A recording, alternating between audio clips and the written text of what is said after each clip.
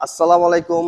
This is সজীব ভাই। চলে আসলাম আজকে আমি চাঁদপুর জেলা মতলব উত্তর উপজেলার যেই দশানী নদীর পার, সেই নদীর পারে আপনারা ভিডিও দেখে হয়তোবা অনেকে মনে করবেন যে আমি কক্সবাজার বা চট্টগ্রামে আছি। আসলে না, আমি এখন আছি হচ্ছে আপনার দশানী নদীর পারে। দেখেন অসাধারণ দৃশ্য। আমি এখন নদীর পার দিয়ে গেছা বলকের উপর দিয়ে হাঁটতেছি। এই হচ্ছে আমাদের দশানী নদীর পার, সম্পূর্ণ নদীর পাড়টি। এটা লর্ডস গার্ডের বাম দিকে অবস্থিত। কি সুন্দর পরিবেশ। আমাদের এই ব্লকের পাশেই একটি বেড়িবাঁধ আছে, যাতে আপনার বর্ষার সময় পানির যে ঢেউ ঢেউ যাতে বেড়িবাঁধে না লাগে। তো একটি ক্রস বাঁধ দেওয়া হয়েছে, এটি হচ্ছে সেই বাঁধ। দেখেন নদীর কেরগেশাই গ্রামগুলো অবস্থিত। প্রতি বছরই বর্ষার সময় তাদের অনেক ক্ষয়ক্ষতি হয়, বন্যার কবলে পড়ে। বিকালবেলা এখানে অনেক মানুষ থাকে। এই হচ্ছে আমি একদম নদীর পাড়ে যে বলকে হাঁটতেছি। বলকে হাঁটলে খুব সাবধান সহিত হাঁটবেন, কারণ বলকগুলো অনেক পিছলা। এই হচ্ছে আমাদের মেঘনা নদী। নদীতে আজকে বাতাস আর হচ্ছে ঢেউ।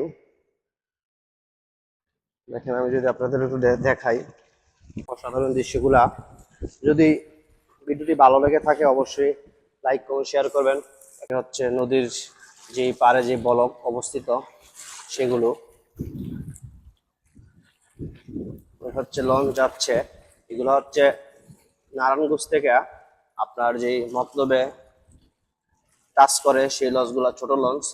এখানে অনেকগুলো জাহাজ রেখে দিয়েছে, কারণ তারা হয়তোবা বিকালবেলা বা আগামীকাল সকালে এখান থেকে ছেড়ে যাবে।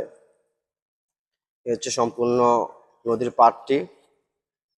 যদি ভিডিওটি ভালো লাগে অবশ্যই লাইক কমেন্ট শেয়ার করবেন। আমি একটু সামনের দিকে আগানোর চেষ্টা করব।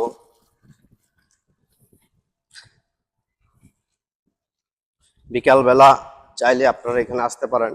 এখানে আসার লোকেশনটা হচ্ছে আপনারা দশনী যে লঞ্চ ঘাট, এই লঞ্চ ঘাটের আসার সময় হাতের বাম সাইড দিয়ে যে জায়গাটি আছে ওই জায়গা দিয়ে নামবেন। নামার পরে এই বলগুলো দেখতে পাবেন। তো আপনারা চাইলে এখানে বিকালবেলা এসে সময় কাটাতে পারেন প্রিয়জন ও প্রিয় মানুষ নিয়ে। সুন্দর পরিবেশ। তো এই হচ্ছে আমাদের মূল বিউটি। সামনে লঞ্চ ঘাটটি অবস্থিত, আর এই হচ্ছে ব্লক। আর এর পিছনে হচ্ছে আপনার যে একটি বেড়িবাঁধ, ওই বেড়িবাঁধটি অবস্থিত। তো দেখেন এখানে আর একটা ভাই ভিডিও করতেছে। প্রায় সময় এখানে বিকালবেলা অনেক মানুষ থাকে, আর কিছুক্ষণ পরে অনেক মানুষ আসবে ঘোরার জন্য। তো ভিডিও যদি ভালো লাগে অবশ্যই লাইক কমেন্ট শেয়ার করবেন। সবাই ভালো থাকবেন। আসসালামু আলাইকুম।